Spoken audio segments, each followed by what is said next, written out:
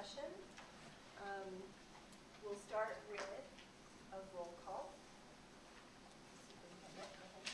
Superintendent Paul Sweat. Board member Kim Dickerson. Board member Brianne Dietrichson.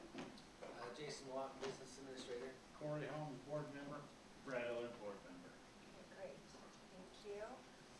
I will, okay, so on our agenda today, we are reviewing 3 policies and Director Campbell and Director Kelly will present those.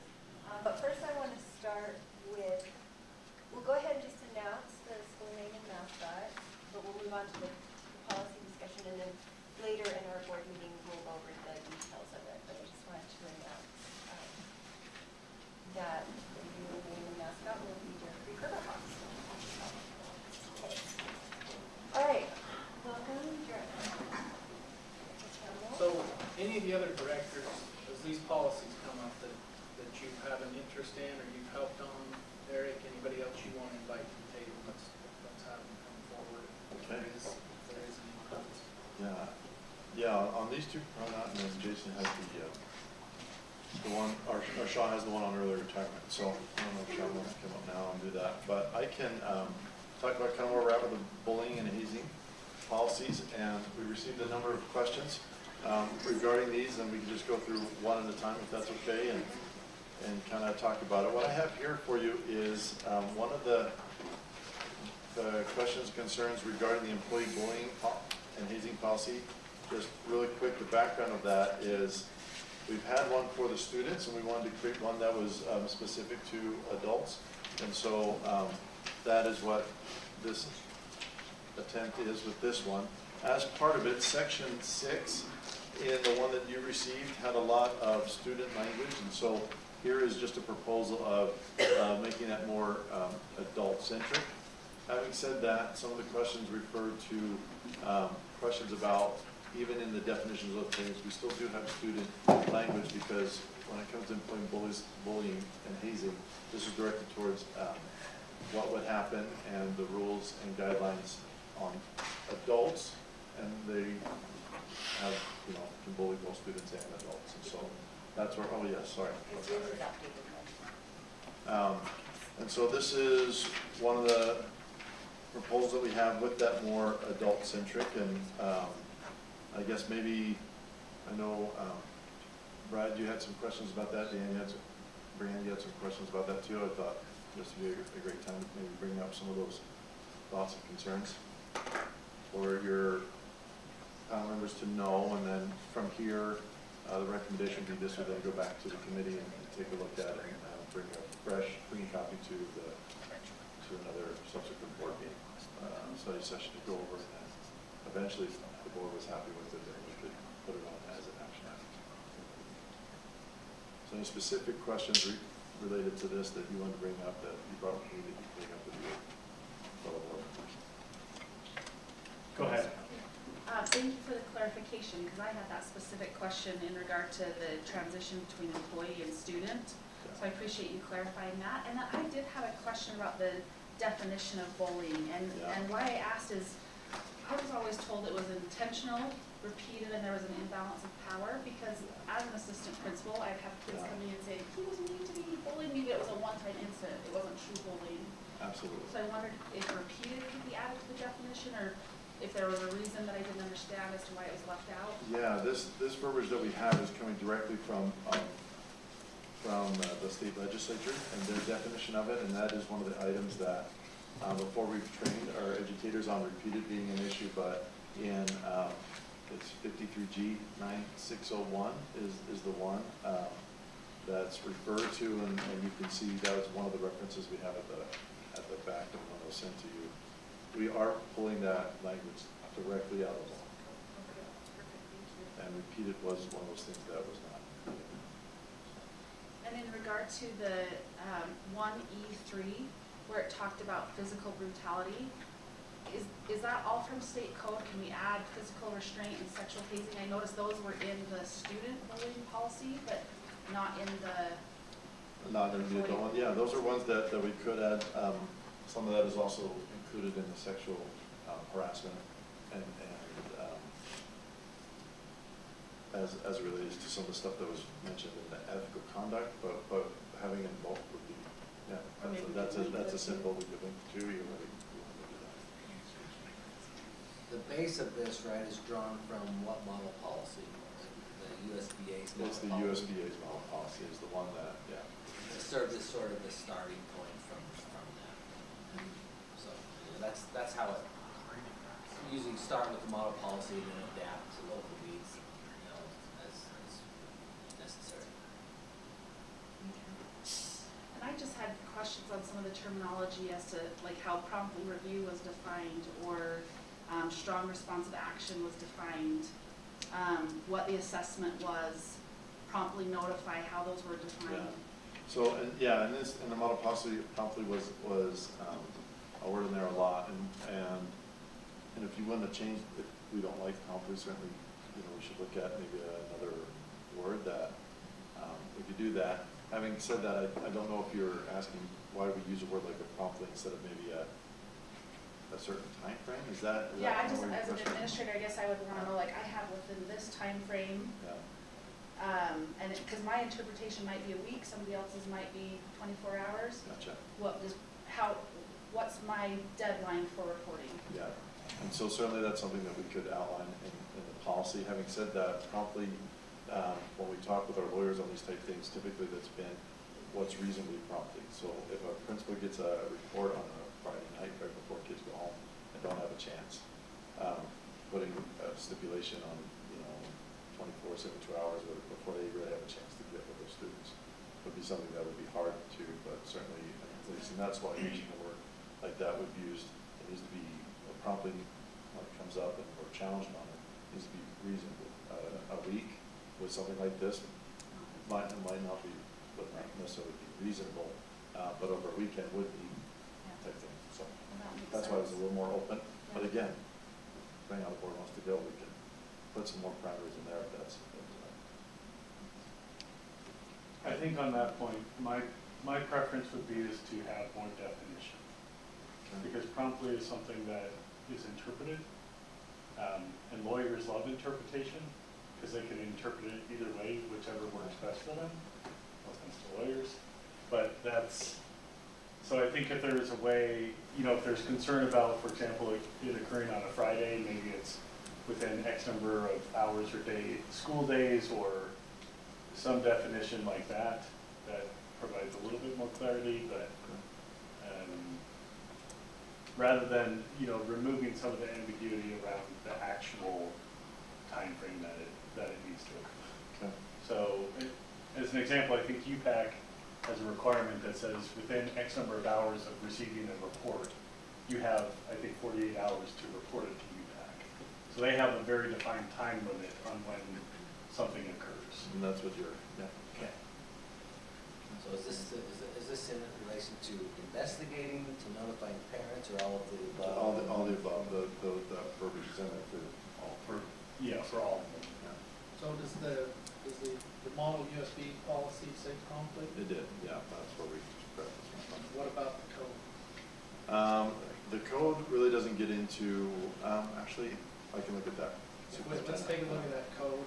And I think that this is definitely a board decision. I would just, in my role as advising the board, there are reasons why the USBA has chosen this language, and our attorneys, it's not so much, that they're just trying to keep us out of hot water. They don't want unreasonable restrictions or unreasonable expectations put on our administrators. And so I think that we're good as a board to do something a little different. I just would offer my suggestion to be cautious about that, because these policies haven't ended up where they're at in any arbitrary way. They've ended up where they're at over years of use and changes and updates, and so I would just keep that balance in mind as we move forward. Okay. Can I ask you another Yeah, question? please, yeah. Under the action plan, is there any kind of monitoring or communication to ensure that the bullying doesn't continue? Do we want to add that in, or would that just be up to discretion of the administrator to handle the incident?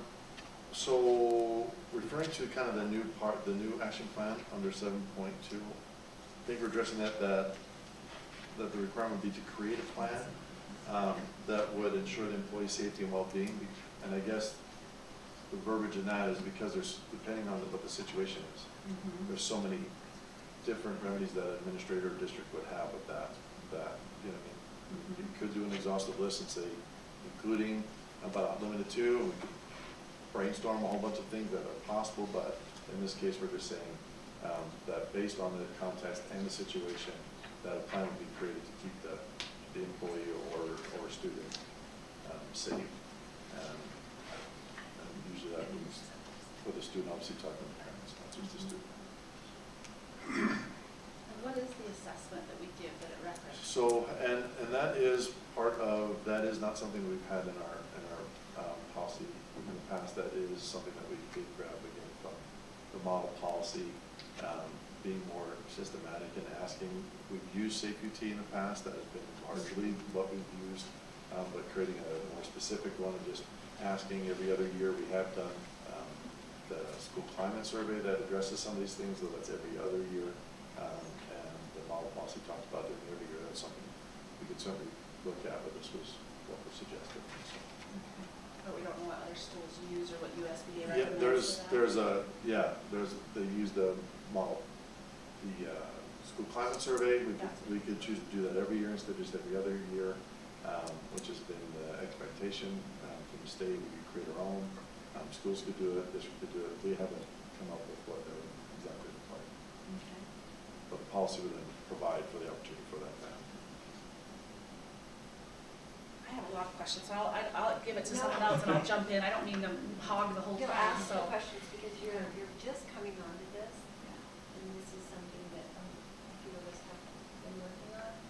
So this is the point that we got before it was tabled in December, and this is the first time we're bringing it back up. So if you have the questions. It's great. It's Yeah. a fresh perspective and a fresh set of eyes with our two new board members. Right.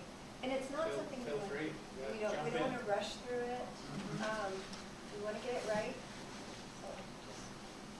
I think on the action plan portion, so I just want to clarify, the employee bullying and hazing, this is against a student or another employee? That would be both. It's any It would bullying or cover hazing both. that Okay. an adult would be involved in. So I think in the action plan, we probably just need to change some of the language to reflect that. So it says 7.3 for the employee targeted in the incident. If it's referencing also students as well, we should make sure that we reference that, because we would want to address the students' needs and ensuring a safe, education environment rather than a safe learning environment. Yeah, no, that's a great point, as we did it. So this is, a lot of the similar language is also in the student one, where the student is also being bullied. Mhm. And that one does talk about the student and the action plan. And so that's a great suggestion. We can go either way on it, because we do have two parallel policies, one largely focused on students, one And this largely focused this on used adults. to be part of our student one, right? Yeah, yeah. Just pulling it out kind of gives it its proper place, but it is, like I said, it is covered in the student Right. portion too, but. As the so- victim of bullying. Yeah. So, It could be both. yeah, we can do both, or They're all covered. refer to one or Yeah. the other. So is there a way to link these somehow on our system? So if a parent were looking it up, they don't have to go to multiple spots, they can see one policy and then click to link to the sexual harassment policy and to the student bullying policy. So all the information is available in one spot, Yeah. not having to dig. And what we have been doing, our practice has been to create those references at the end of the policy, is what we have been I doing. did see some of We those, haven't yeah. linked those by word necessarily. To be honest with you, Bird Docs, I'm not sure if that's possible in board docs, but probably, but they would pull it off in PDF and we could do it. Did you have others, Brad, or? Yeah, so and again, I know you all have been working on this a long time. This happens to be a topic that's pretty important from my perspective, having experienced this within people close to me. I've had instances of this, and when I've talked to other parents as well, one of the things that seems to be most important is to understand what is the process that says, how do we ensure that this does not happen to another kid? How do we ensure, is there a notification process? Is there a documentation process? Is there reporting that's required? How do we ensure that there's due process, that a parent has due process or the student has due process, but also the employee has due process as well?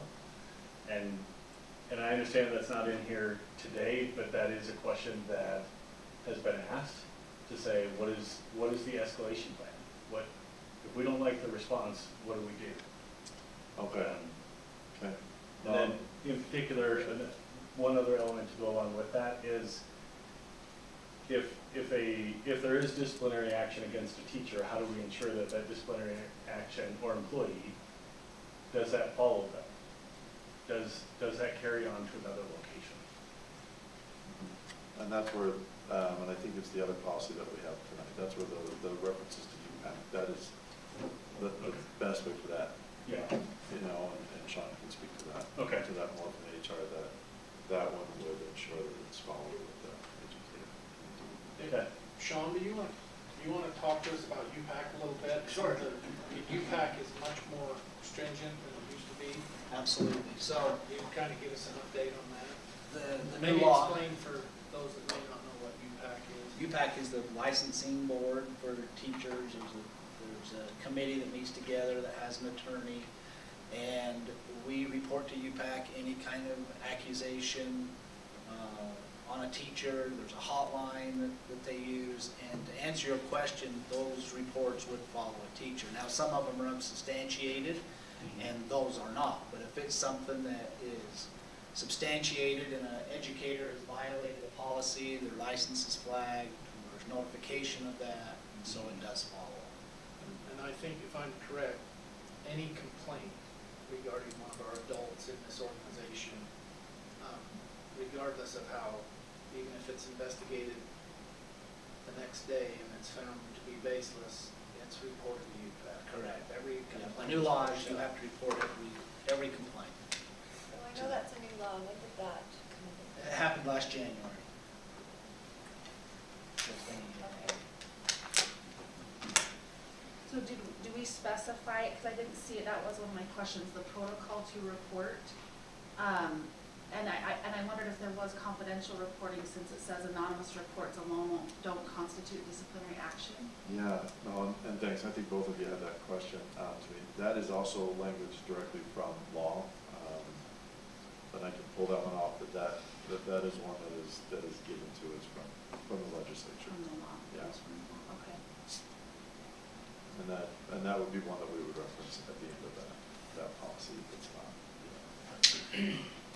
And I'm sorry if I missed this, and the reporting protocol would be to go to the supervisor, report to the supervisor? Yeah, and I think, and I can go through that again, I think our intent was when the new investigation talks about that, the principal or designee, we also included, kind of based on your suggestions, kind of the district language too, that it could go to either or, depending that a person wasn't stuck going to one level or another. Yeah. We kind of talked about different levels that you experienced in the past with other districts, and we were trying to mimic that type of language in here without using a more formal level 1, level 2, because that's not something that we've had in the past. Yeah.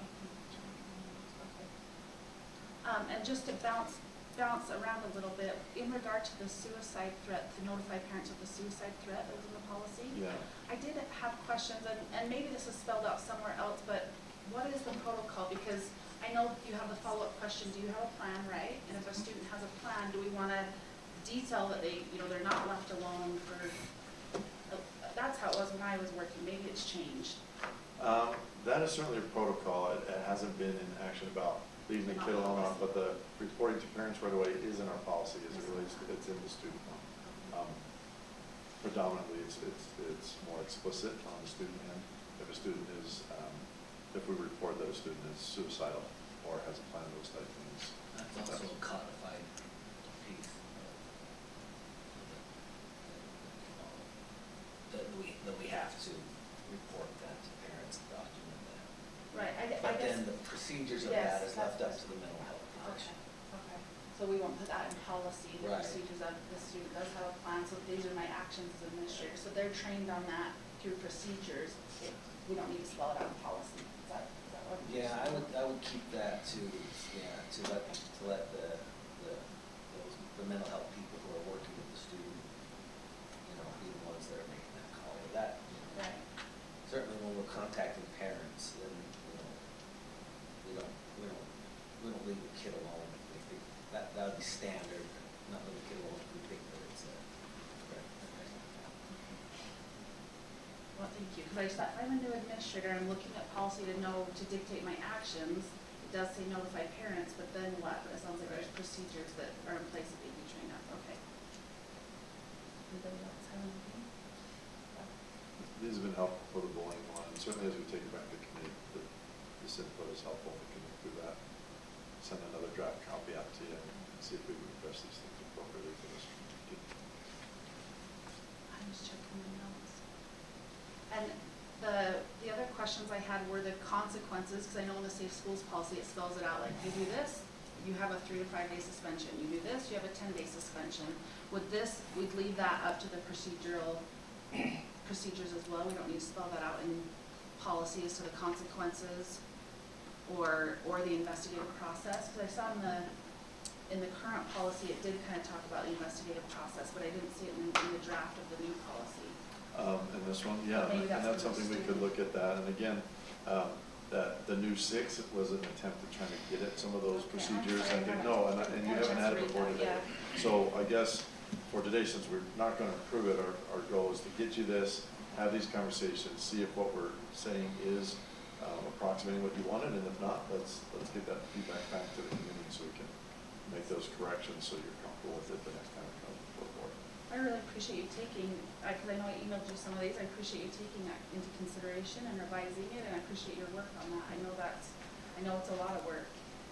The last question I had, and then I'm done, because I was researching, the Please don't be English done. teacher in me was researching, like, what is a good, employee or bully and hazing policy? But it talked about bystander responsibility, that some policies do want to address the bystander's responsibility for their actions as well. Yeah, no, I think that's a great point that we haven't had in the past policies, and certainly not in the smaller policy with that suggestion, I think looking at, if you have suggestions of some verbiage that you found that you liked, and Brad, you also mentioned that you had maybe some Yeah. piecemeal ones that you appreciated, that would really help the committee, and those being sent to, at this point, Kim, and then, or myself, and then we can look at those and see where they fit, and also look at other policies across our state, because that more aligns with our code, those type of things we would then do. So no, that's a great suggestion. Any other questions or thoughts about the bullying policy? That's been really helpful, understanding that. And then I guess going to the ethical conduct policy, there was a few questions on that one.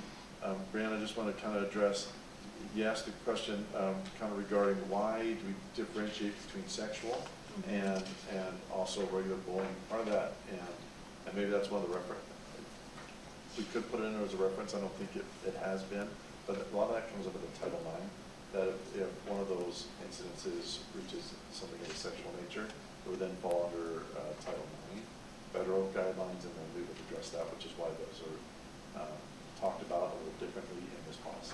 In the. Yeah, because in you asked the why bullying would, one why or would, the in the conduct one? policy, Ethical conduct. why would a teacher knowing of a sexual abuse be reported to the district office, though the other types of abuse would be reported to a supervisor or administrator, and that largely is due because Title IX requires that the Title IX coordinator is involved in the beginning in that investigation. That makes sense. Yeah, because as I read it, we gave all of the different types of abuse under definitions, but then the policy itself was very selective about what Differentiated, types of and abuse that's- and how they were handled. and Okay. that's fine. So with that, I think we can reference Title IX on those, and as put as per Title IX or whatever, if that helps understand, communicate why there's a difference. or it just helps me to know, yeah, now I know, so thank you for that education. Just, And then I think we already addressed the UPAC issue with that one. This is the one that really talks about how much required the UPAC. And I thought there was a reference to time with the UPAC rules. Like, they have to report within certain periods of time. Yeah, that I'm not aware Yeah, of. I'm not aware of an actual time frame of like 48 hours. We just have to, they give us time to investigate it. If it's a 48-hour thing, I've never read that, so that would be my mistake. But it's a timely thing, obviously. We have to do some investigating before we, we have to have time to interview people because we give them information that we have used in the investigation to help them as well. But most often, it's within a day or two. You try to follow that 48 hours. I wondered if we wanted to specify how to report, meaning a verbal report followed up by a documented report. And I just know because personally that saved me as a teacher, that I was made aware of a abuse situation. I went and told my administrator, and then 12 years later I was contacted and told I was going to be subpoenaed to appear in court. And thankfully we had a trail of emails that we just sent that down to the courts, and that took care of it, because I couldn't remember 12 years ago. So I just wondered if that would protect employees, that I made a verbal report, but our policy is we always follow up with whether there's a written report or an email or some type of paper Yeah. trail. So that has been something we have been discussing with the administrators as they get those oral reports. A couple of things that we've talked about. One, it's been mostly protocol. We've taught them, and we've gone over how to use the SIS system a little better to make that a little easier to report that way. Also, it's been talked about, especially as it relates to some of the more formal ones like Title IX and Title VI, complaints, those type of things. We have forms official forms that we use. We can nominate those Adobe PDF fillables, thank you, PDF fillables, and talked about as a protocol. Is that maybe something we can do to make it easier for principals and for us as a district to have those kind of reports that way? It's something that we've talked about. And a lot of times, a lot of the districts that we've researched, that we work with, what they're doing, even if they get a verbal, they ask the parent or the student, will you please fill this out, and either on written form or in that PDF fillable. That gives that person an opportunity to sit down and really kind of write out the details, which are probably the most difficult part for administrators to get at, even sometimes in the verbal ones. So those are some things that we've talked about. We put that in policy, we make it as part of a protocol. But being able to record those things, we agree, that's something that's incredibly important and helpful. So, yeah, as we discussed that one, that's certainly an area that we've been discussing. And we want to codify that, make it a policy, or make sure that our protocols are in line with that. We can go a good direction. To go along with the last thing, I think the last policy, for me, it's the question is, what happens if you don't? If we don't. If someone doesn't report it, if someone doesn't say something, if someone doesn't do something with it, what happens? What's the consequence, right? If it's a slap on the hand, then, then I guess I have a concern about that. And I feel like from a policy perspective, if we're clear on if you violate this policy, this is the consequence for violating the policy, right? Like if you speed down the road, people catch you speeding, catch you speeding. If they catch you speeding, you're gonna get a speeding ticket, right? And so if you're doing something and you have a consequence, and I think that goes along with like a bystander as well, if you have a bystander that's doing something. And then the other piece and I don't know if there's a separate policy related to this. If there is, happy to look at that, and we can talk about that again later, which is cell phones have been used more and more for doing some of the things like grooming and things like that. Is there a policy that says a teacher or an employee can't text or Snapchat or Facebook message or I'm trying to I think did of all see the that other. when I was researching policies that they Yeah. can't follow on social media. I can't There remember. is one that probably needs to be updated. Okay.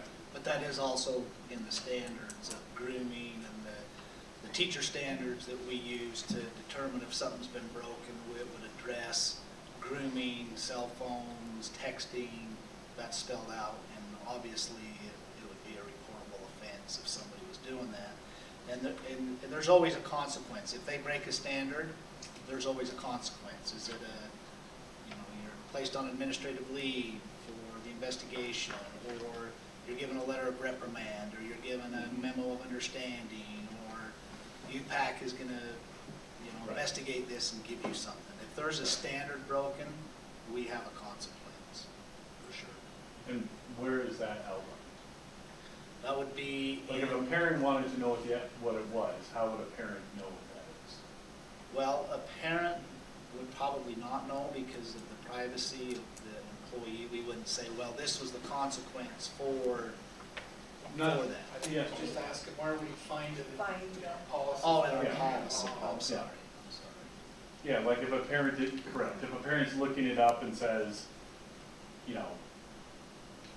whatever, and they want to know what the policy is related to, because they think a teacher has done something, Yeah. they go, I think this is against the policy, but.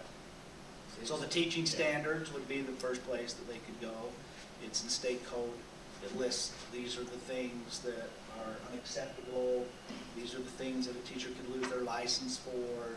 So it is in state code and referenced on the teaching standards. I can't off the top of my head tell you the number of the code, but it is listed as these standards are the things that we investigate or hold accountability to. And the Okay. consequences, sorry, it's just kind of a thought, it's like, I mean, we usually say things like, the employee is subject to discipline up until, and potentially termination, because depending on the severity of almost any violation, Sure. right?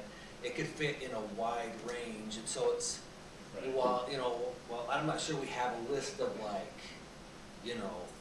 everything possible that could be done. We usually use terms like that, and then utilize the specific circumstances to determine what the appropriate discipline would be, keeping in mind we need to have some level of consistency in how we're treating people. And Sure. so I don't know, there could be a list somewhere There's of certainly things a that could list happen. of these offenses are termination. Mhm. These offenses are automatic this. The other things we follow due process, obviously, and the greater the loss, the greater the amount of due process we have to follow.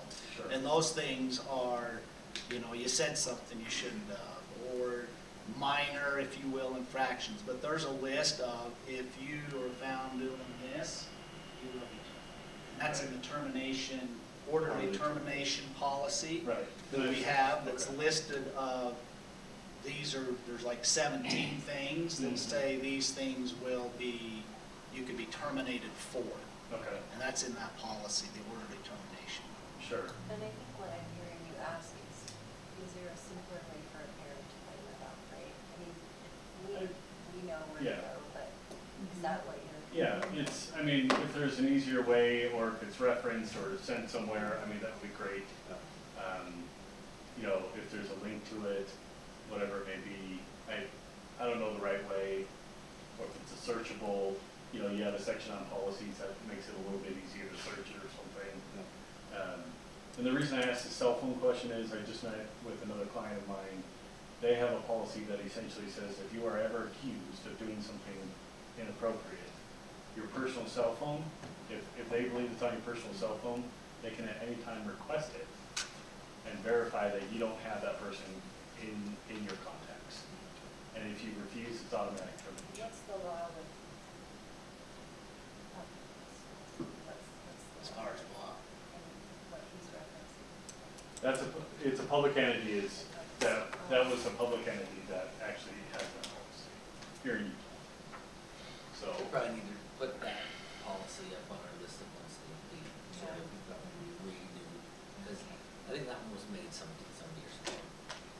But But I did have that same question after reading this policy. I jotted that down. What are the consequences or discipline for violating this policy? Because all it says in the policy under reporting and discipline is that you'll be reported to UPAC. Yeah. Which you had mentioned, Jason, that had said, because I saw that in our student bullying policy, in the current policy, it says, if you violate these, anything up to termination could be consequences.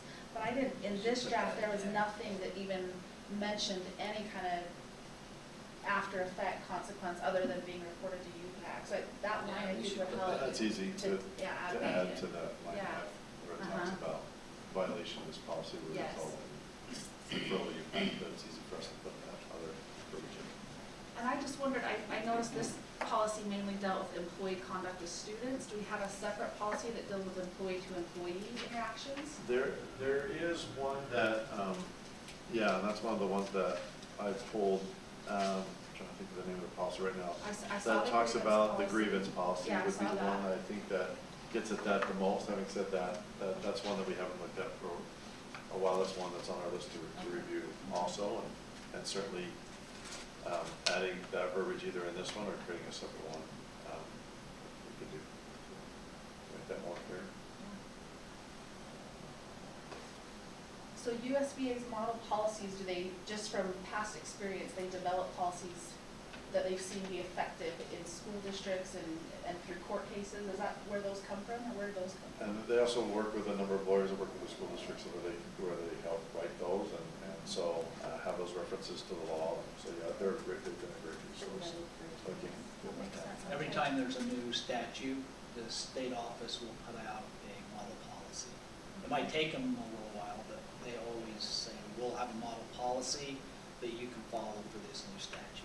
Okay, we looked at others, we looked at other school districts, and we ended up, we kept going to the model policy because they're going to the model policy as Mhm. well. So when it comes to that,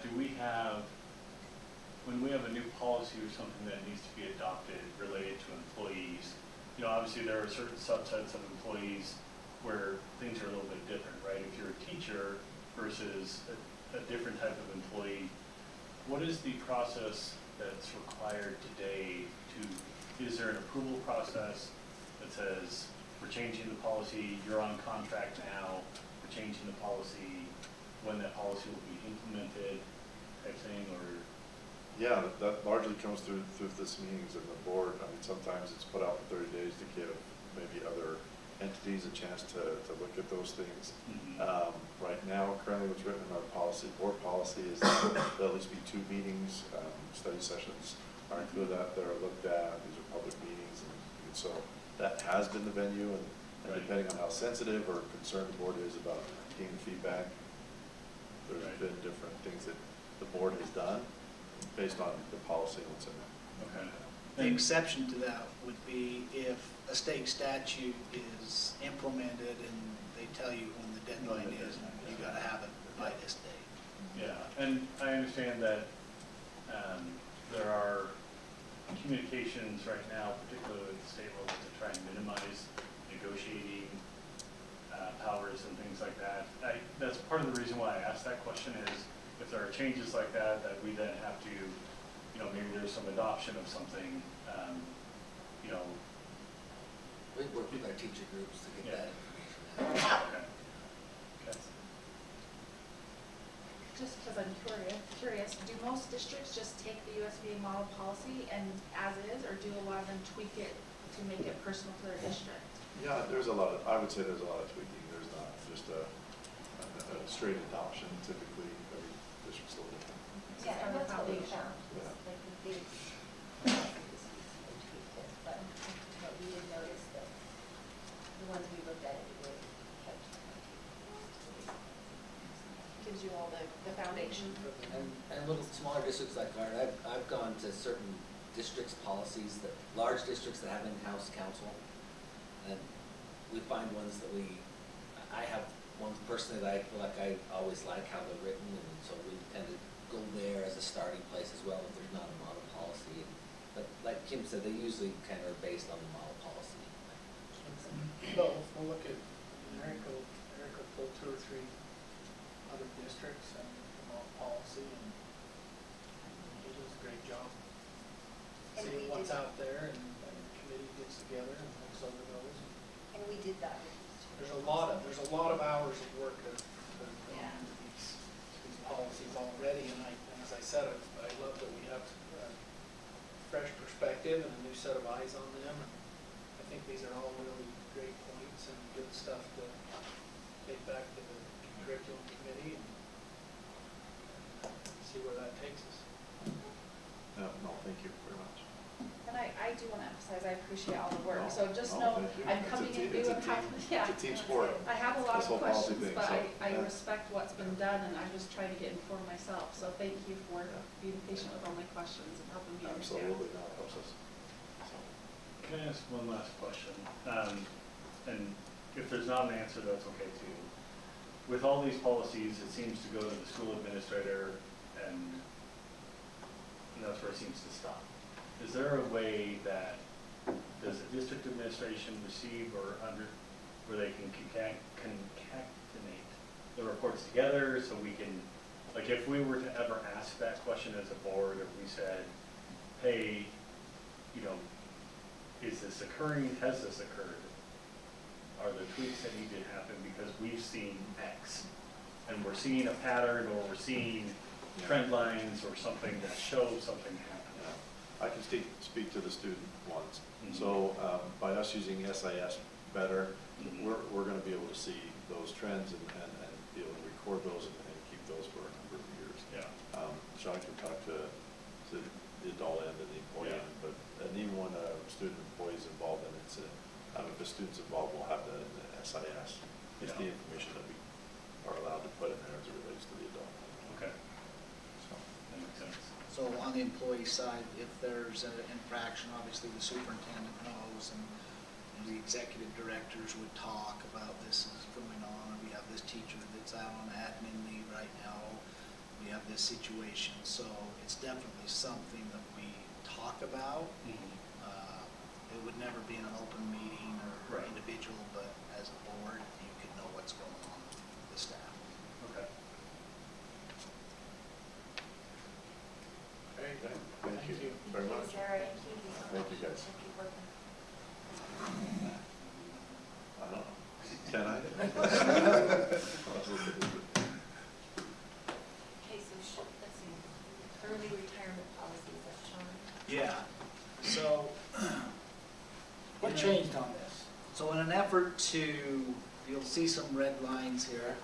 What we want to talk about is hurting our employees through death. And that's something that we looked at this policy and said, does this policy hurt somebody in the case of a catastrophic situation? And the answer would be yes. So in URS, when an employee retires, and they set up their retirement plan, there's a way for them to continue that plan for their spouse if they were to pass away. They set it up, they say, this is how I want my retirement to go, and I have a beneficiary, and we do that. What we found with our early retirement benefit is if an employee were to pass away while this benefit was going on, it would hurt the family. Terminate that policy. And the benefit that they were getting, unlike URS. And so we wanted to follow kind of the URS plan and say, how can we help our employees in the case of an untimely death if they have retired? Within that first 3 years is when they would get the stipend. So our proposal would be to say that they could identify in case of an untimely death or catastrophic event that their stipend would go to that beneficiary. Yeah, this is money that we, as soon as the employee retires, we are now obligated for this benefit. And, you know, and so it's for 3 years, it's time bound, it's not like it would go on indefinitely. If the employee died, you know, at 26 months, well, then they would have, you know, 10 more months of the stipend. Or we just didn't like the fact that in a time of, any time this were to happen to an employee, right? Because you know, 95-year-old people aren't retired from the school district. These are, you know, as I get older, they're younger people that are retiring. And so anytime this happens, this is a catastrophic thing that we thought that would be, you know, right to make sure that that could continue on to the spouse. It would be something that would help our employees and would make them feel supported, that we are helping them in a situation that's a catastrophic. I mean, obviously, this isn't happening, like Jason said, to 80-year-olds. This is, you know, 55 to 65-year-old employees. This is just us doing the right thing. This is the right thing. Sean, can I ask a question? Why is it limited to the surviving spouse as opposed to That's a actually a heir good question. of- It could, I mean, we could make it like URS is a beneficiary, and we could identify that, you identify your beneficiary for this award, and it could go to your child, or it could go to, if we had an employee that was single or something like Yeah. that. I think we should say, you identify your beneficiary just like you do in URS, and that's who. Yeah, we can make that change. So if you do that, it can be, they have the ability to designate who the beneficiary is. I think so. So if they have a surviving partner, Correct. you know, or, Yeah, you know, we'd want to father-in-law follow or similar. whatever it may be, like, could be any number of, a lot of different options, Yeah. but you would have the In ability. URS, you get to identify who your beneficiary is. Yeah. And I think that might be a good addition to this. Instead of just a surviving spouse, we Yeah. put to your beneficiary designee. Well, plural, it could be your children and equal shares or something like that. Okay, so that's for the active. Would have to change this because my intent tonight was to have you Right. pass this. If you want to have this out for longer, that's your prerogative. We could change that to say to your designee and work with the employee when they retire. Maybe we just say to a designated beneficiaries or something like that, so that we can get it Do you, passed. so So- Jared, are you okay with that kind of language?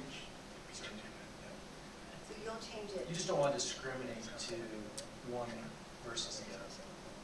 Let them make that choice. So I'm assuming, Stacy, we could change that before. Yeah, then, well, and you could even pass it subject to the provision talked about in study session. And I could even present that tonight and say this was discussed in study session. The recommendation through the study session will be to designate a surviving beneficiary.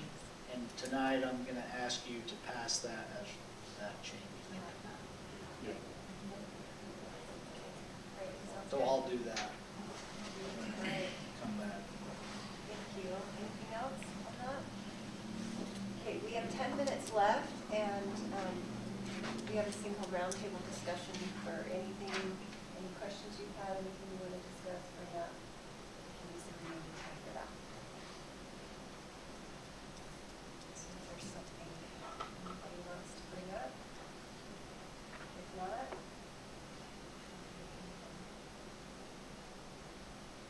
I have a question, and I emailed you about it.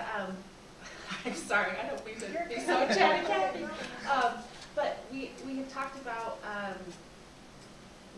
I know you had met with principals with the needs they have with capital projects, and I just wondered, when we talk about what needs are most important, and when we go over that, what the timeline was. So that would be up to the board and the superintendent, but we will make a list, and I'll have a spreadsheet of all the capital improvements that principals and other people have requested. Their wish list. Their wish list, Yeah. thank you. It's extensive, and we have a budget, and we try to go under that budget, and so obviously there isn't everything on the list is granted. What we will do is put it for future years.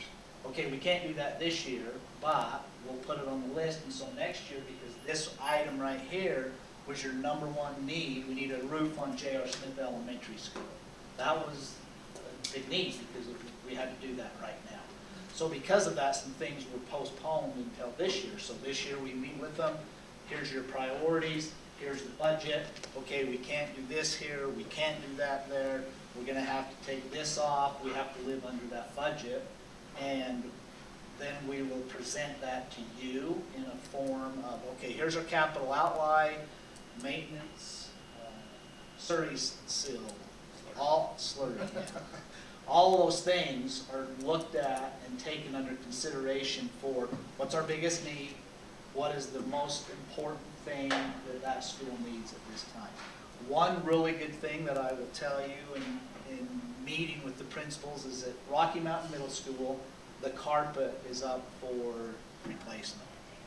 Over 20 years, that carpet's been in that building and looks nice. After 20 years, it's time to replace that. A year ago, we had to replace the tile, and so virtually Rocky Mountain now has new tile floor and now new carpet in the classrooms, but the carpet has lasted that long. So high quality product, our custodians have taken great care of it, but it's time to replace it. But 20-year wear is pretty good for school carpet. So that's one of the things that will be on that list. We have to do it this year. What month do you typically bring the list? I'm finalizing the meetings with the principals tomorrow. I have oatmeal left.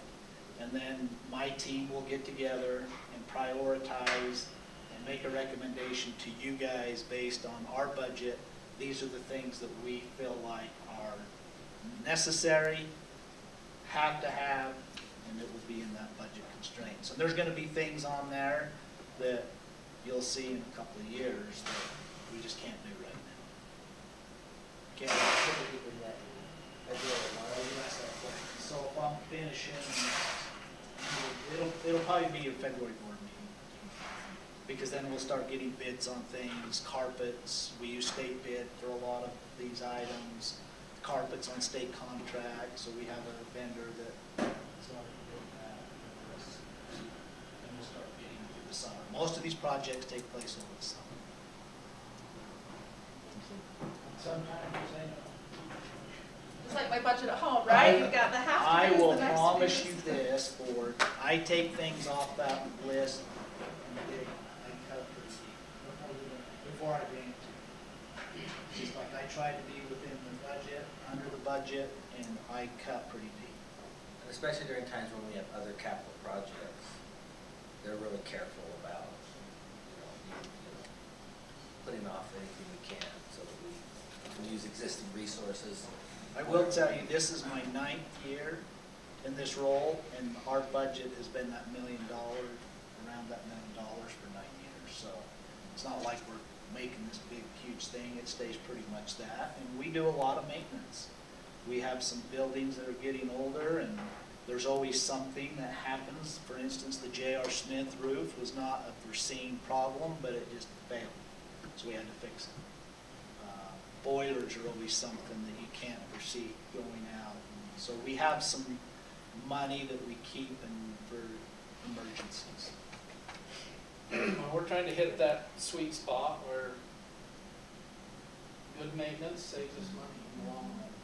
There's no question about that. And there's a spot there where we don't want to do it too soon, but we don't want to do it too late, because we know if we put it off too long, it can end up costing us double. I think our schedule and the way we've been in a routine here, we've been on a pretty good rotation, and then that $1 million has been taken care of. I would assume Zach is forefront in those discussions. Yeah, so my team that does this is I have myself, Zach Bredsgard, and Lynn Thornton meets with every principal. Okay. And they bring their custodial crew into the meetings to talk about the things that they want. They have a long list of things that they need. And our maintenance crew does a lot of this work just as part of their daily routine. We have work orders that we need to take this bush out because it's overgrown the flagpole or something.